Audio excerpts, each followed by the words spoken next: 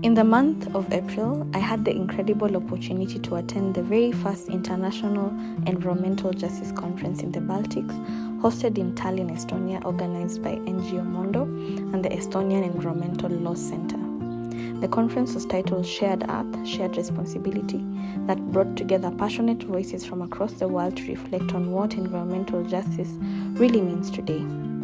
Before the main conference, I traveled to Narva, a small city right on Estonia's eastern border with Russia. Narva's economy has long relied on fossil fuels, especially oil shale, and today the community is facing the difficult task of transitioning to cleaner energy.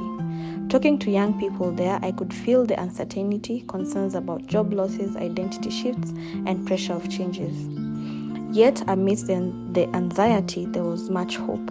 Many young people are turning to Estonia's booming tech sector, seeing opportunities in innovation and startups. It was powerful to witness a generation imagining new futures. During my session with the youth, I shared stories from back home in Kenya of both hope and our lived experiences of the climate crisis. Our geographical realities are different, but the thread of climate impacts binds us all. At the main conference, Professor Joyita Gupta opened the day with a powerful reminder: if we don't act collectively to stay below 1.5 degrees, it will be the most vulnerable, especially in Africa, who suffer the most, and the cost of reversing the damage later will even be greater. They cause almost 1/4 of all death and morbidity worldwide. So whether we're talking about air pollution or water pollution, loss of biodiversity, all of these have direct or indirect impacts on lives, livelihoods, psychological health, mental health, physical health.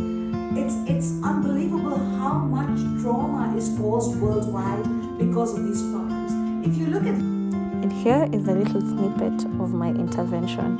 Of the climate justice conversation. I think the panelists that were here before definitely really touched on some of the things that have not worked. I think the first one for me that I talk about is on tokenism, and not only for youth but communities, where they're seen as beneficiaries instead of collaborators and innovators.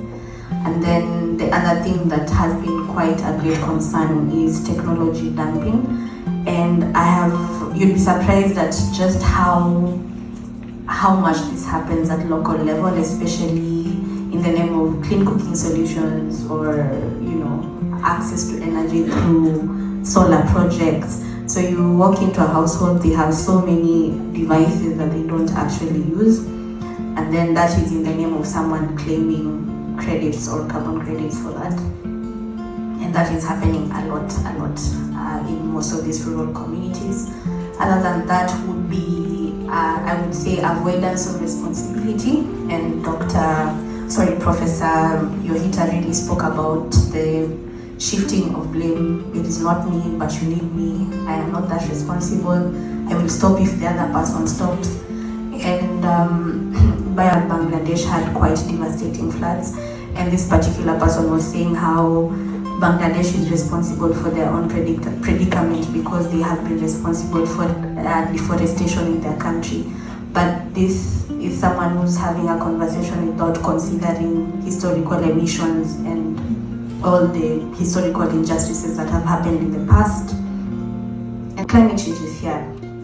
Disasters will continue to happen. But then the same vulnerable communities, as in the chart shared by Professor, shows that there are countries that are more responsible for this crisis, but these same communities that are vulnerable have to access money in form of loans, so putting us in more debt in the name of us trying to recover from climate disasters that are imminent. It's no longer a thing where we say, we are not sure it will happen, because it's happening.